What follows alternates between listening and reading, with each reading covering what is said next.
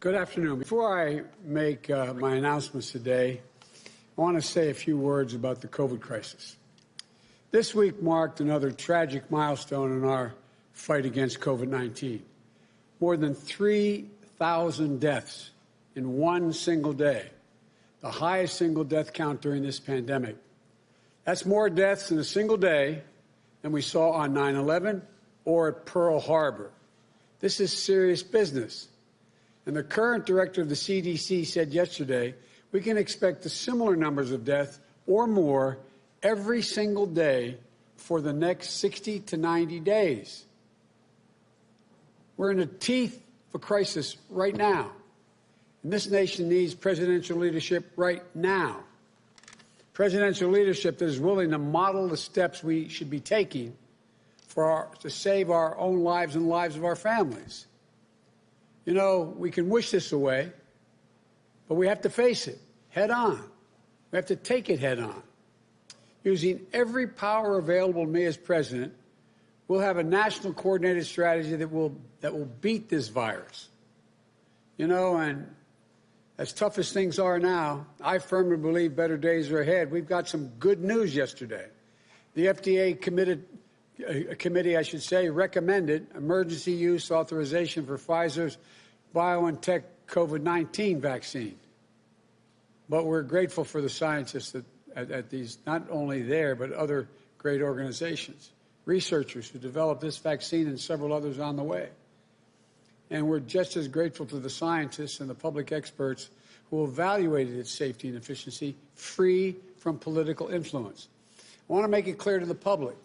You should have confidence in this. There is no political influence. These are first-rate scientists taking their time looking at all of the elements that need to be looked at. Scientific integrity led us to this point. We know the immense challenges and hard work ahead. Earlier this week, I announced our COVID response team that will scale up the manufacturing, distribution, and injection of the vaccine. We set a bold and doable challenge in my first 100 days. 100 million shots in 100 days.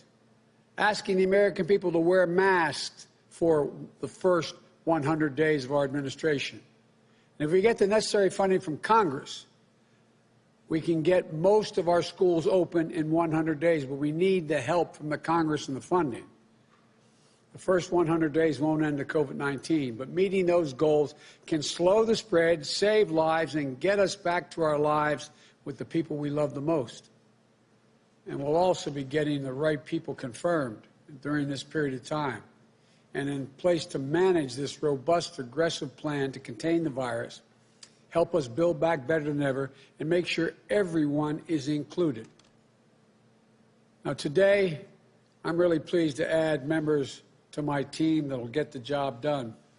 In addition to the pandemic's grim milestone, the economic crisis has left millions of Americans out of work, without a paycheck, without health insurance, unable to put enough food on the table, literally unable to put food on the table, and unsure whether they can pay their rent for when the new year begins or make their mortgage payments.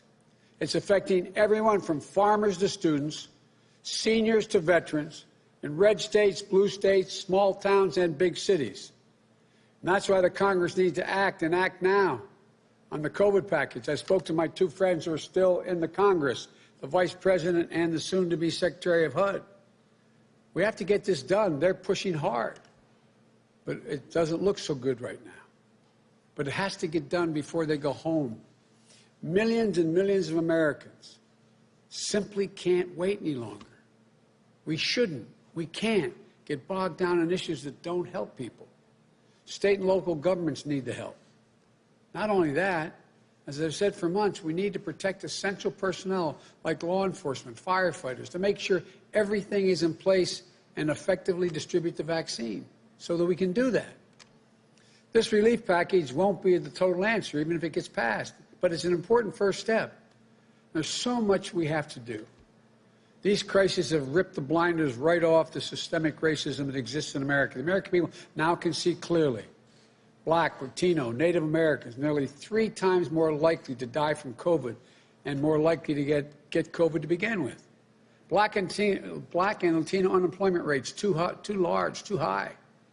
Communities of color are left to ask whether they'll ever be able to break the cycle, where in good times they lag, in bad times they're hit first and the hardest, and in recovery they take the longest to bounce back.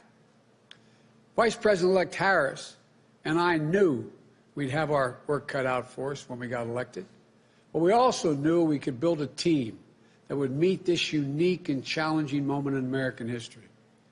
Some are familiar faces. Some are new in their roles. All are facing new circumstances and challenges. That's a good thing. They bring deep experience and bold new thinking. Above all, they know how government should and can work for all Americans.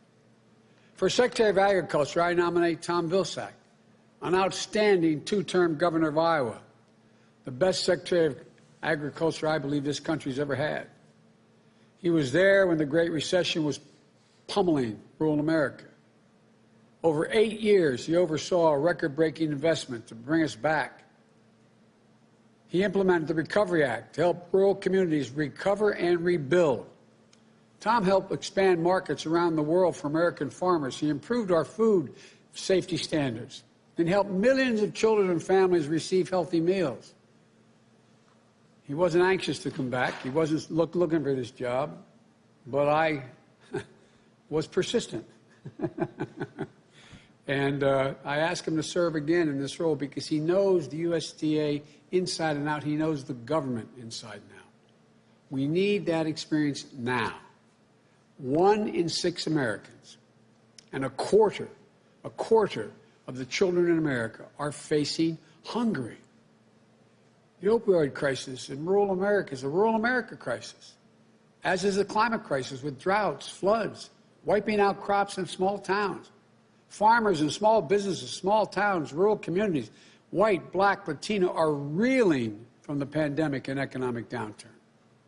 Tom knows the full range of resources available to this department to get immediate relief to those most in need and address the crises, the crises facing rural America. He knows how to build back better for all Americans.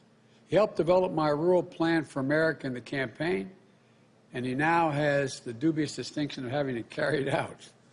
It's a good plan. That includes making American agriculture the first in the world to achieve net zero emissions and create new sources of income for farmers in the process. By paying farmers to put their land in conservation, plant cover crops that use the soil to capture carbon, and will ensure that USDA promotes true racial equality and inclusion. He recognizes the history of discrimination and will root it out wherever it exists. I've known Tom for a long time, and I'm confident he'll get it done. For Secretary of Housing and Urban Development, I am really pleased to nominate Congresswoman Marcia Fudge, who I might add could do many jobs beyond the one I'm asking her to do. But I think the job I'm asking you to do, Congresswoman, is critically important to everything that the Vice President and I believe is how we're going to build back better. As a former mayor, she understands how to manage challenges and forge solutions at a local level. For 12 years in Congress, she's represented the great city of Cleveland. You know, though I think of her most significant political feat was being elected president of Deltas. I know from this state how powerful the Deltas are. You think I'm kidding? I'm not. She developed an entire career for fighting for working people on issues from affordable housing to urban revitalization. During the Great Recession, her district was hit hard by the housing crisis. She spent the past decade working to improve blighted neighborhoods, create safer, more affordable communities. She also understands where you live impacts on your health, access to education, jobs, and economic opportunity. Zip code should not determine the outcomes on all those issues. She's going to bring that same vision as HUD Secretary, using every lever at her disposal to help the millions of Americans facing evictions, trying to pay for their mortgages, find their way through this crisis. And I think you'll see that she's going to lead our charge to make housing more affordable and accessible. She'll work to increase home ownership as a means towards wealth generation, particularly for communities of color. It's not just dealing with the other issues. We have to be able to build wealth in communities of color. And she's also going to help us build back better by working across the ideological spectrum to fulfill the promise of HUD's mission. And here's what its mission is. It's often forgotten: to create strong, sustainable, inclusive communities and quality, affordable homes for all. End of quote. Marcia will be the first woman to lead HUD in more than 40 years and just the second black woman ever. I'm honored to have her serve and thank her for being willing to do it in the Biden-Harris administration at this critical moment in our nation's history. And for Secretary of Veterans Affairs, I nominate Dennis McDonough, former White House Chief of Staff, Deputy National Security Advisor, deep experience on Capitol Hill. I've known Dennis for a long time. He shares my belief that we have many obligations as a nation, but we have only one truly sacred obligation: to prepare and equip our troops that we send into harm's way, and then to care for them and their families when they return. He regularly traveled, as I did, to Iraq and Afghanistan to meet directly with our service members, to see what they were going through, to understand the strain and the impact on them and their families. He'd visit them, as I did often, at Walter Reed to see firsthand the visible and invisible wounds they brought home. He knows the cost of war on veterans and their families, from the toll on their physical and mental health to the access to good-paying jobs. And he's a fierce advocate and a relentless workhorse. And I believe, and I think everyone who's ever worked with him knows, he's a world-class manager with an innate understanding for how government can and must work for our veterans. He worked closely with our then VA Secretary Bob McDonnell and with the Congress to increase VA funding to ensure veterans to get the benefits they earned and they deserve. And by the way, he knows we have a very, very steep hill to climb in getting more funding, more docs, more psychiatric nurses, more folks out of the private sector into the VA. That includes implementing Veterans' Choice, a bill led by my friend Bernie Sanders and my late friend, American hero John McCain, and signed into law by President Obama in 2014 to help veterans access quality health care that they need when they need it. And in this role, I've given Dennis a clear mission: fight like hell. Fight like hell for our veterans and their families. And anyone who has worked with Dennis will tell you he'll move heaven and earth to fix any problem, to get a job done. He'll also work closely with our Secretary of Defense designee, Lloyd Austin, and the entire cabinet, and Jill as First Lady, to pull every lever to help us build back the VA better than ever. And Dennis, it's a family endeavor. His wife, Kari, leads a nonprofit that helps connect veterans and military families with local communities so they can help each other out and build a stronger country together. We're both our spouses feel incredibly strongly about this and have for some time. All the veterans and military families, nominating a VA secretary is one of the most important decisions I believe a president can make. And Dennis will always be there for you, I promise you, always fighting for you, as will the Vice President and I. For the United States Trade Representative, we've nominated Catherine Tai, a trusted trade expert, a dedicated public servant who knows government, and who spent her career leveling the playing field for American workers and their families. That's not hyperbole, that's a fact. She currently serves as the chief lawyer on trade for the powerful House Ways and Means Committee, sharing praise from both lawmakers and both political parties, and from both labor and business as well. Now that's a feat across the board, but all kidding aside, I've gotten more calls complimenting me on your appointment than you can imagine. During the Obama-Biden administration, she was the chief trade enforcer against unfair trade practices by China, which will be a key priority in the Biden-Harris administration. She understands that we need a more strategic, to be considerably more strategic than we've been in how we trade, and that makes us all stronger. How we're made stronger by trade. One that leaves nobody behind. She can work closely with my economic and national security and foreign policy teams.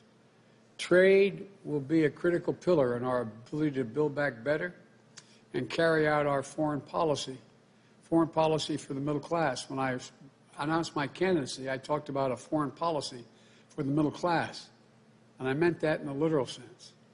She also brings a sophisticated understanding of the threats of climate change to trade, as well as addresses the climate crisis with urgency. She also embodies a powerful immigration story of America. Her parents were both born in China. They moved to Taiwan and then came to the United States, where Catherine was born. Her parents became government scientists at Walter Reed and NIH, inspiring their daughter to pursue a career in public service. Catherine says she's the first American-born member of a family and a second-generation U.S. government servant. That's a great way of expressing it. If confirmed, she'd be the first Asian American and the first woman of color to serve in this position. And our nation, our economy, our workers, our businesses will be fortunate to have her serve in this role. As director of the White House Domestic Policy Council, I spent some time convincing this wonderful public servant, but I'm appointing Susan Rice, former United States Ambassador to the United Nations, former National Security Advisor to President Obama, former cabinet member, team player, policy heavyweight, through tough negotiator, and trusted and tested public servant who I've known for a long time, not only admired, but become friends with. She'll lead and coordinate my critical domestic policy agenda. And she's going to elevate and turbocharge a revitalized Domestic Policy Council to help us build back better on every issue across the board. She'll work closely with my Director of National Economic Council, Brian Dees. She'll work closely with my National Security Advisor, Jake Sullivan, and the National Security Council. Together, they'll align domestic policy, economic policy, and national security unlike ever before. This is a big and critical role. That's why I asked Susan to serve. She's been there. She knows what it takes, like she did in helping mobilize the entire federal government to end the Ebola crisis. And her voice is particularly needed at this critical moment. A granddaughter of immigrants, a descendant of enslaved people, Susan will be an effective and tireless champion for all Americans. And she knows I'm really thrilled she was willing to come back, be at my side in the White House.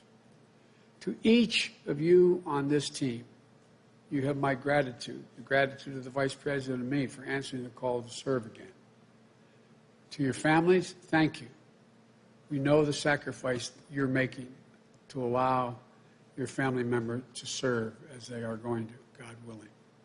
And to career civil servants at these agencies, we look forward to working with you because we know how many talented people are there. It's time to rededicate ourselves to the mission our government agencies were entrusted with. And to the American people, help is on the way. I promise we're not going to let you down. May God bless you and may God protect our troops. And now I'm going to turn this over to the team, starting with our next Secretary of Agriculture, Tom Vilsack. Tom, thank you. The podium's yours. I guess they're going to clean it up a little bit.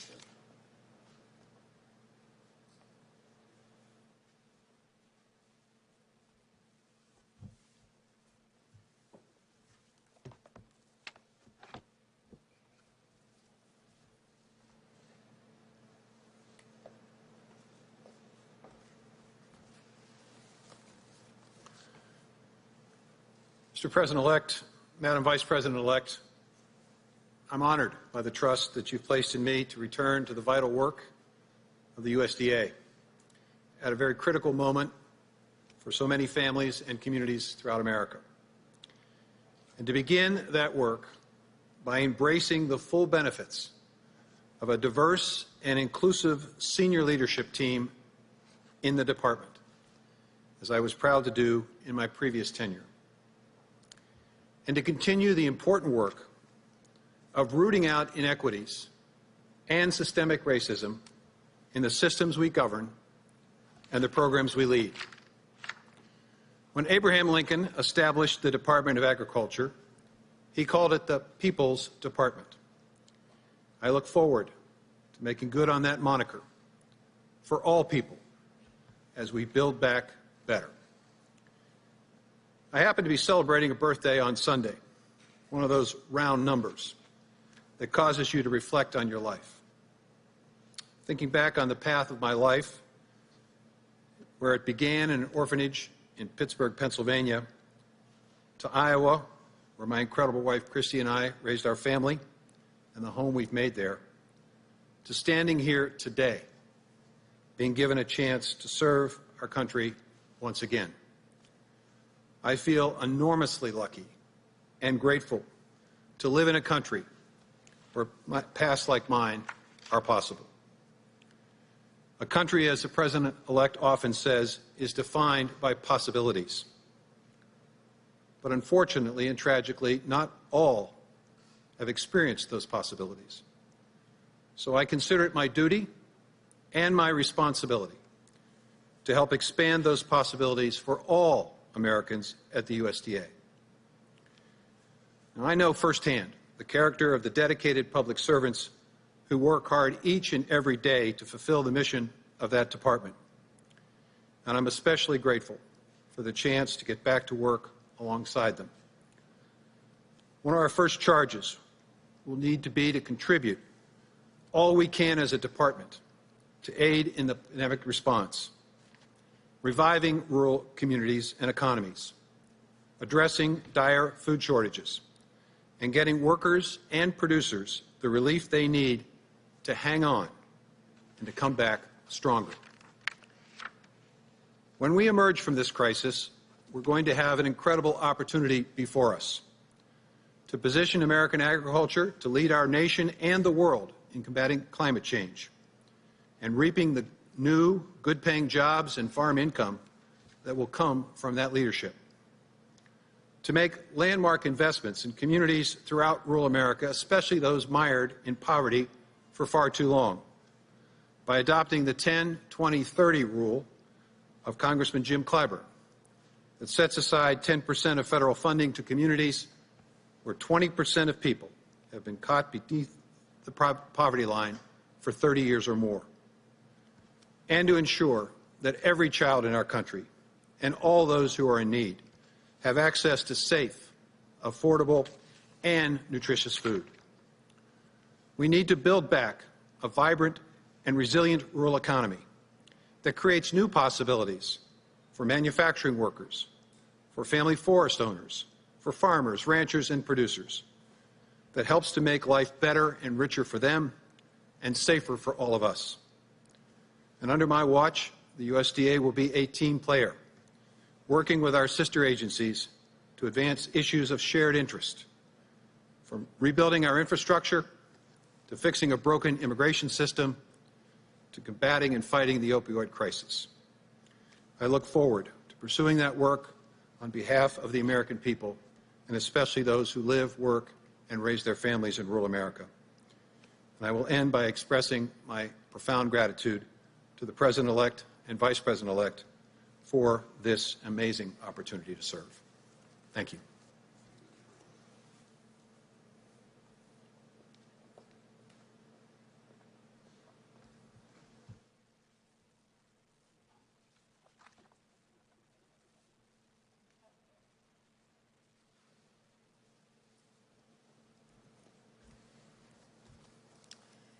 Mr. President-elect, my good friend, Madam Vice President-elect, to my family, my friends, my sorority sisters, my constituents all, I thank you for the opportunity to join this remarkable team and work on behalf of people in every city and community.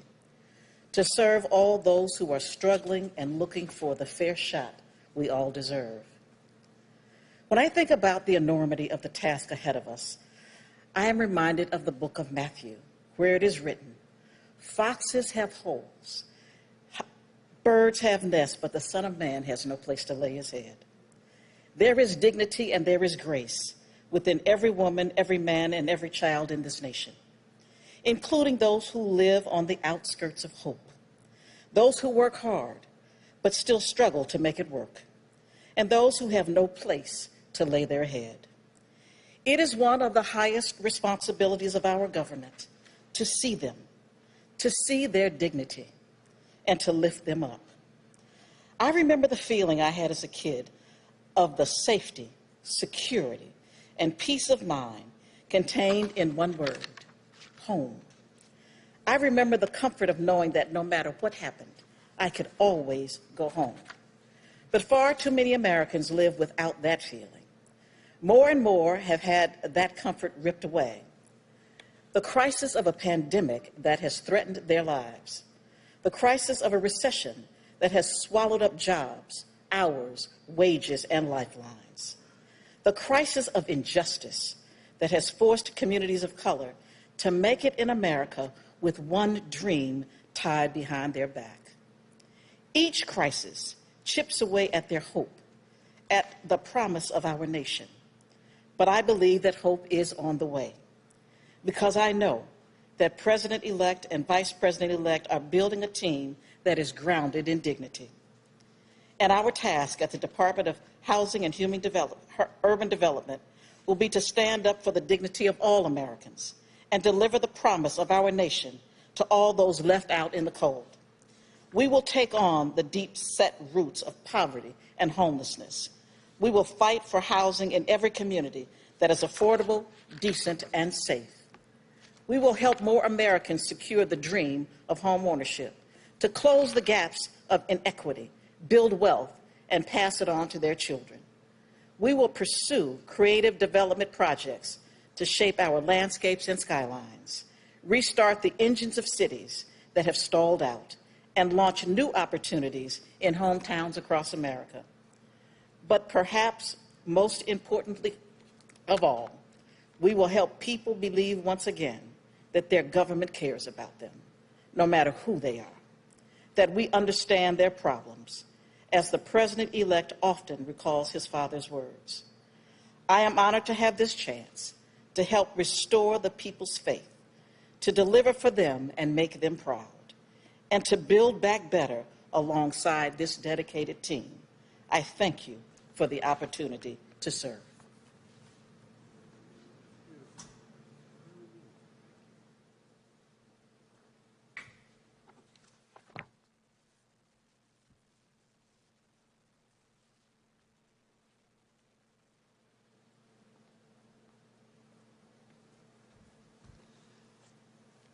Mr. President-elect, Madam Vice President-elect, I'm deeply humbled by the trust and confidence you have placed in me, and if confirmed by the Senate, will be honored to serve as the Secretary of Veterans Affairs. Mr. President-elect, you have pledged to restore the soul of our nation and to unite us as Americans.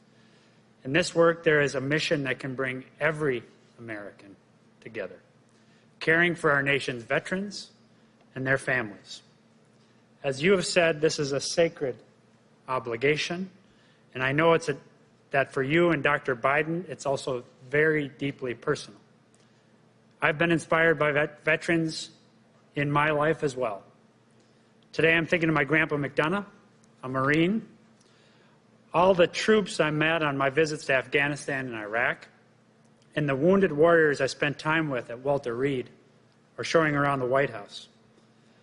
I'm thinking of the many vets I've had the pleasure to serve with, in and out of government, who have put the character and training that they developed in uniform to work to continue serving our country as civilians. I'm also thinking of one of my high school football coaches back in Stillwater, Minnesota, an Iowan, Joe Sam Samuelson. He stormed the beaches of Normandy. And in home hospice at the end of his life, he and his family were grateful for the compassion of the VA. when he passed, his wife gave me his coaching jacket, one of my most prized possessions. Coach Sam's jacket reminds me why we're here. Our men and women in uniform have had our country's back, and when they come home, we need to have their back.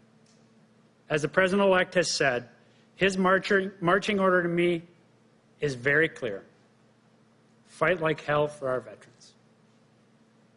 We're going to fight like hell to give our veterans and their families the health care, respect, and dignity they deserve. That means helping our veterans build civilian lives of meaning and opportunity, making our VA even more welcoming to all veterans, including our women veterans, veterans of color, and LGBTQ veterans, and keeping faith with our incredible military families and caregivers, because we need to have their backs too. To the men and women of the VA, many of you veterans yourselves, you work tirelessly to take care of our veterans, and your demanding jobs have been made even more difficult by the pandemic. To you and to the many dedicated vets service organizations who include vets, survivors, and their families, I look forward to being your partner, one united team in delivering care and support that's second to none. Finally, taking care of our veterans is not a job for the VA alone. Every federal department and agency has a role to play, and I will fight like hell to make that happen.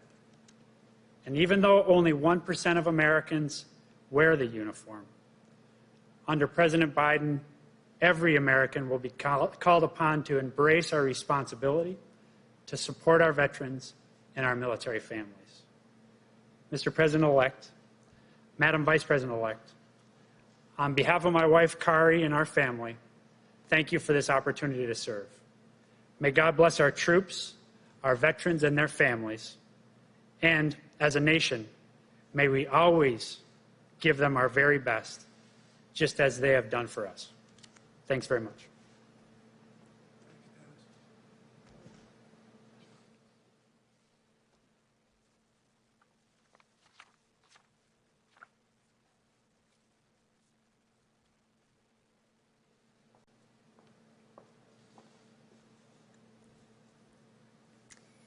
Mr. President-elect, Madam Vice President-elect, I'm grateful for this opportunity to serve and look forward to working with you, with our partners across the administration, and with the bright and dedicated public servants at USTR to deliver for the American people. When the President-elect approached me about taking on this role, two memories from my past spring to mind. The first was from when I initially joined USTR in 2007. I was filling out paperwork and providing information about my family history. My parents were born in mainland China and grew up in Taiwan.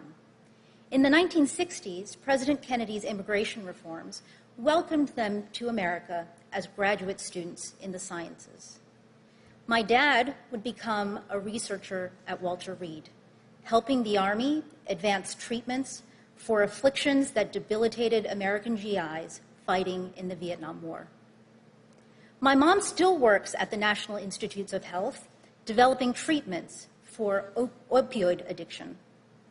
They were naturalized in 1979, 5 years after I was born in Connecticut. And it wasn't until decades later, filling out that paperwork, that it occurred to me that I became an American before my parents, the very first American in our family. The second memory that came to mind was from several years later, when a colleague and I from USTR went to Geneva to present a case suing China before the World Trade Organization. We sat down at the table, she, whose parents had emigrated from South India, and I, whose parents had come from Taiwan. And my heart swelled with pride as we raised our placard and stated that we were there to present the case on behalf of the United States of America. Two daughters of immigrants there to serve, to fight for, and to reflect the nation that had opened doors of hope and opportunity to our families. Those memories fill me with gratitude for being an American and for what America is at our best. And they remind me of the extraordinary responsibilities that come with the honor as we navigate our relationships with the world. Trade is like any other tool in our domestic or foreign policy. It is not an end in itself. It is a means to create more hope and opportunity for people. And it only succeeds when the humanity and dignity of every American and of all people lie at the heart of our approach. I am proud to join with leaders who instill their policy with purpose and who never lose sight of the humanity and dignity, the opportunity and hope that make trade a force for good in our nation and the world. I am very proud to be an advocate for American workers, to stand up for their ingenuity and their innovation and for America's interests across the globe. I look forward to harnessing the power of our trade relationships to help communities lift themselves out of the current crisis.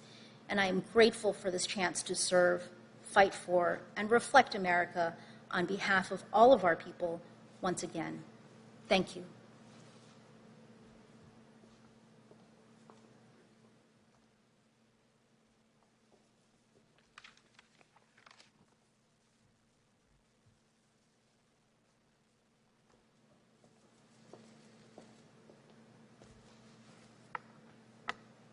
Thank you so much, Mr. President-elect, Madam Vice President-elect. I'm honored to join this tremendous team. Today we confront a profoundly connected set of crises, a relentless pandemic, a struggling economy, urgent demands for racial equity and justice, a climate in need of healing, a democracy in need of repair, and a world in need of renewed American leadership. In the 21st century, our foreign, economic, and domestic imperatives are deeply intertwined. Tackling these challenges is personal to me. I'm a descendant of immigrants and the enslaved, and service is in our blood. My paternal great-grandfather was born a slave in South Carolina and joined the Union Army. He went on to get a college degree, become an AME minister, and he founded the Bordentown School in New Jersey, which for 7 decades provided African Americans with vocational and college preparatory educations. 2 generations later, my father, Emmett Rice, served as a Tuskegee Airman and as a governor of the Federal Reserve. My maternal grandparents came to this country from Jamaica with no education. But working for decades as a janitor and a maid, they saved and they scraped to send all 5 of their children to college and on to professional success. My mother, Lois Rice, was known as the mother of the Pell Grant program, which has enabled 80 million Americans to reach college. And as she liked to say, not bad for a poor colored girl from Portland, Maine. But today, for far too many, the American dream has become an empty promise, a cruel mockery of lives held back by barriers, new and old.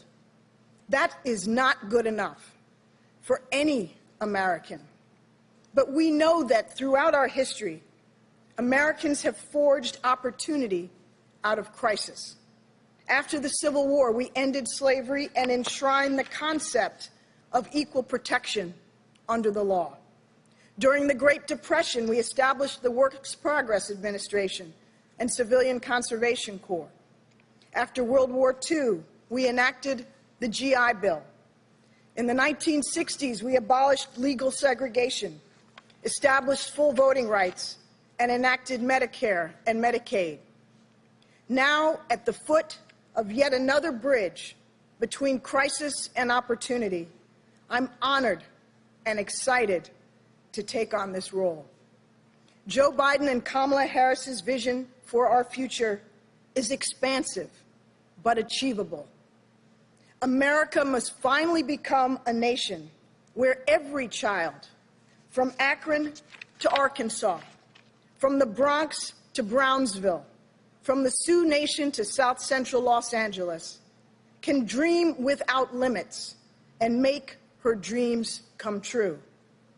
I have no illusions about the difficulty of making that vision real, but we are here to get hard stuff done.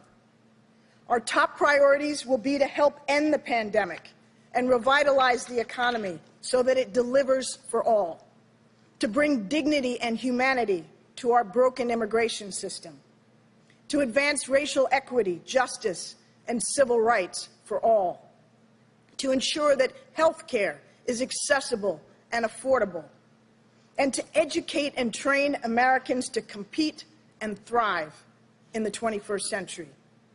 I profoundly believe that we all rise or fall together, absolutely all of us. So, Mr. President-elect, Madam Vice President-elect, I promise you, I will do everything I can to help this country I love to build back better, to make our government deliver for all Americans and for working families, and to bring the American dream far closer to reality for all. Thank you very much.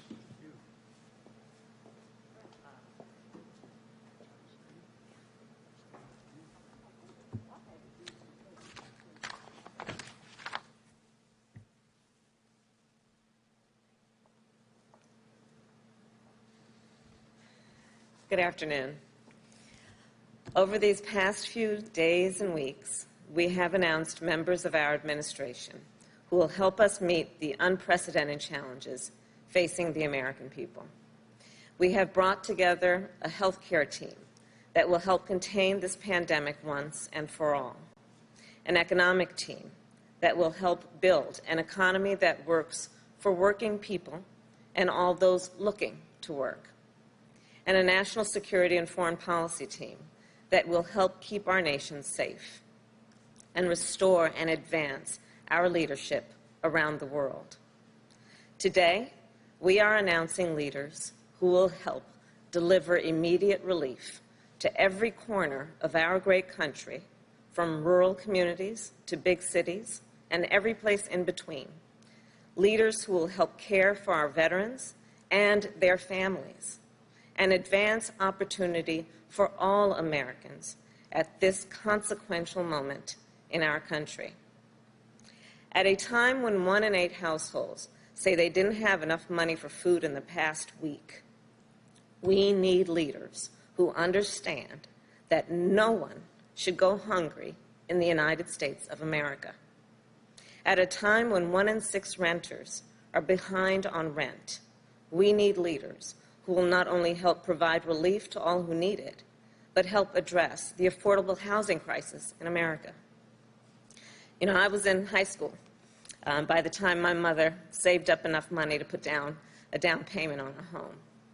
And I understand the dignity of home ownership and the importance of making the American dream a reality for everyone.